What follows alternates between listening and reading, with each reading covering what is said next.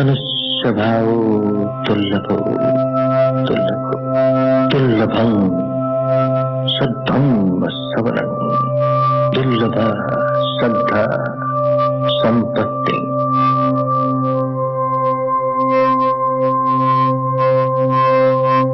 अनादिकाल से संसार में समय समय पर बुद्ध उत्पन्न हुए।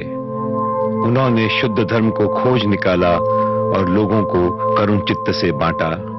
प्रकृति का नियम जिसका पालन करने से मनुष्य सब दुखों से मुक्त हो जाता है, लेकिन शुद्ध धर्म का ज्ञान कुछ समय तक ही अपने शुद्ध रूप में रह पाता है और फिर रह जाती है महत् शब्दों की गूंज।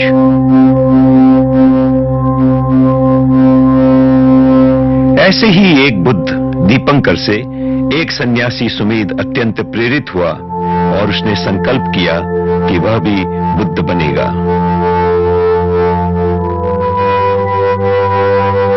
अनंत भव बीतते गए और कष्ट उठाते हुए बोधिसत्व अपनी 10 पारमियों को पूर्ण करने में लग गया।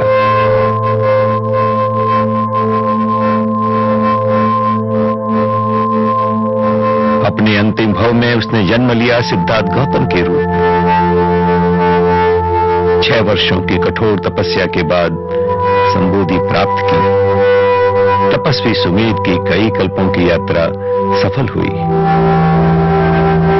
बुद्ध बनने के बाद इस महामानव ने सारा जीवन धर्म बांटने में लगा दिया।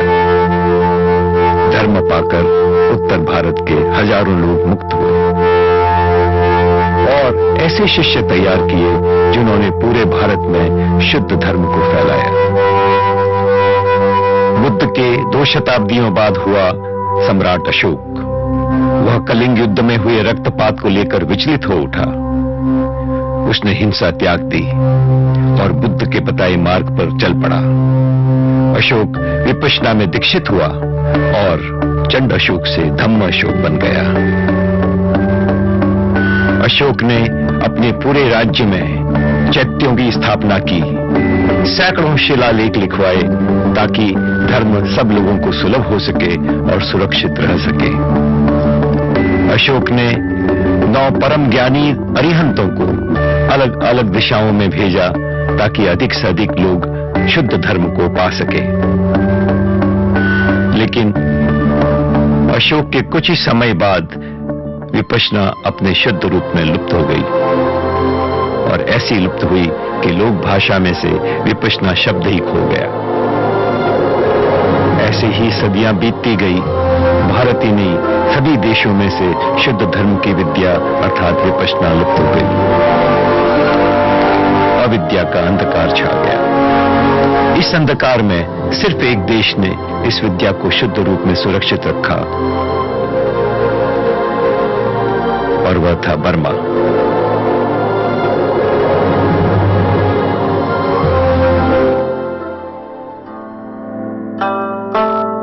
केवल ये देश स्वर्ण भूमि है, सोना है, वो रत्न को संभाल के रखेगा।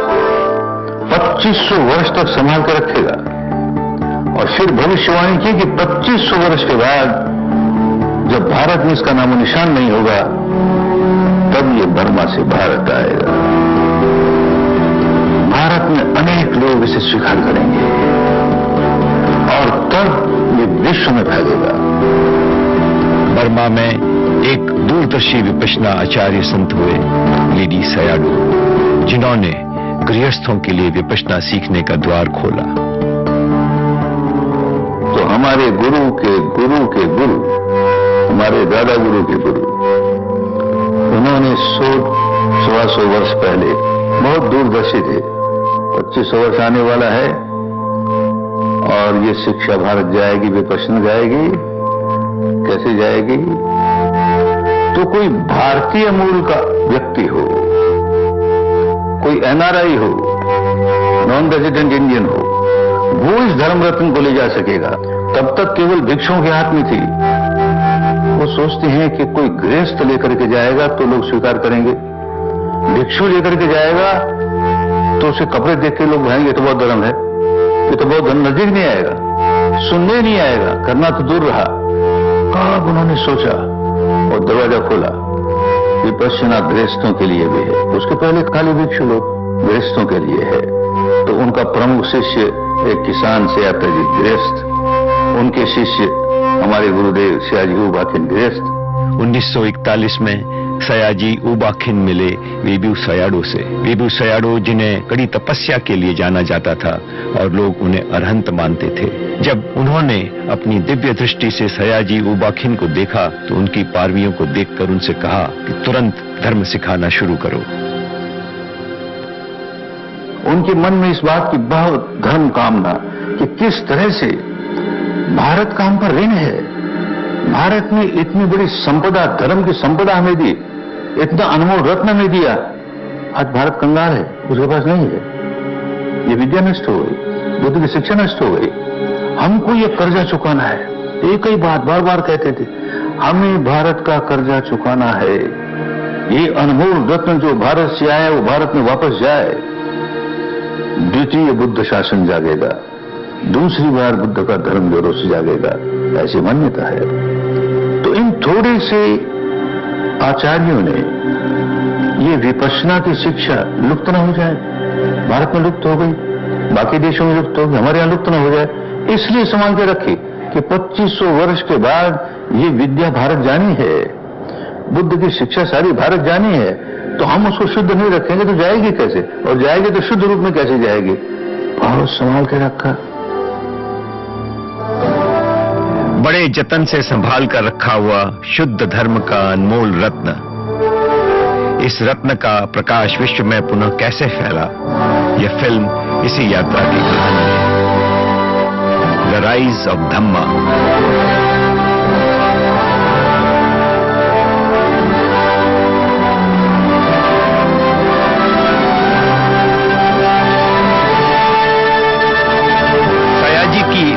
इच्छा उस समय पूरी होती दिखी जब गोयनका जी ने अपना प्रथम शिविर उनके पास किया।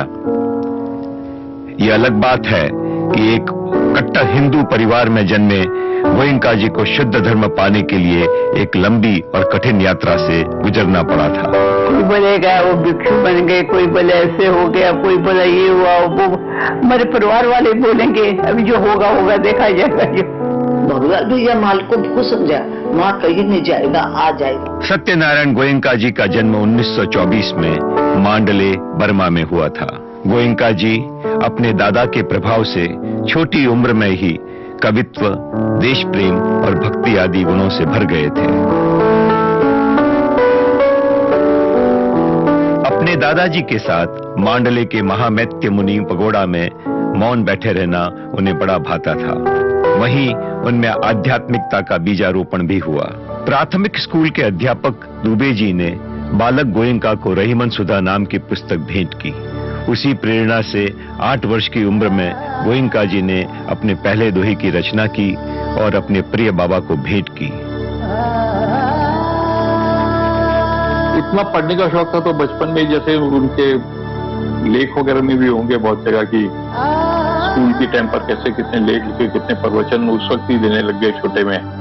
उनका एक रूम पूरा, इतनी बड़ी लाइब्रेरी थी, पूरी लाइब्रेरी से भरी पड़ी थी, इतनी स्टडी करते थे।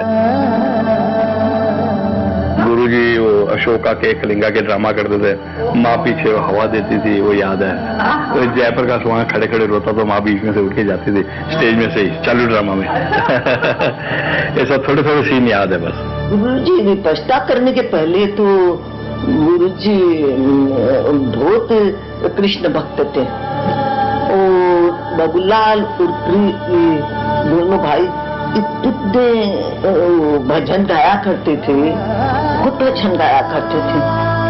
किशोर होते होते उनमें नेतृत्व, उदारता और समाज सुधार की ललक स्पष्ट दिखाई देने लगी। परिवार के आग्रह के कारण मैट्रिक परीक्षा में स्वर्ण पदक पाने के बावजूद उन्हें पढ़ाई छोड़नी पड़ी या व्यापार में जुड़ना पड़ा। व्यापार में भी उनकी प्रतिभा ने अपना असर दिखाया और तीव्र प्रगति करने लगे। छोटी उम्र से ही उनका भव्य व्यक्तित्व और सशक्त चरित्र लोगों को प्रभावित करता था। विपश्यना के परिचय के पूर्व ही नियति गोयनका जी को कठिन प्रशिक्षण दे रही थी।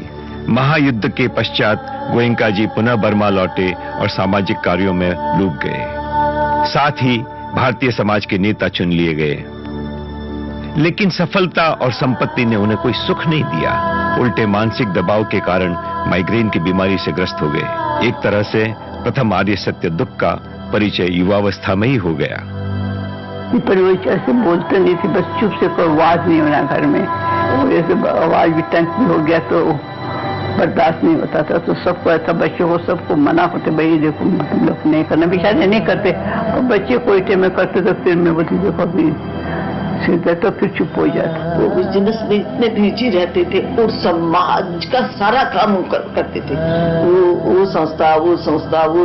मैंने पीछे से डॉक्टर आके इंजेक्शन मोर्फिया का देना पड़ता था, फिर तो 2 रोज 3 रोज इनका से खराब हो जाता था। किंतु माइग्रेन वरदान सिद्ध हुआ और उनकी सयाजी उबाखिन से भेंट का कारण बना। And then I said that I have come here because of this migraine disease. And then he suddenly said, no, I won't take you. I won't take you. Hey, what happened? You are devaluing Dhamma, he says. Dhamma is such a high spiritual path. It is to take you out of all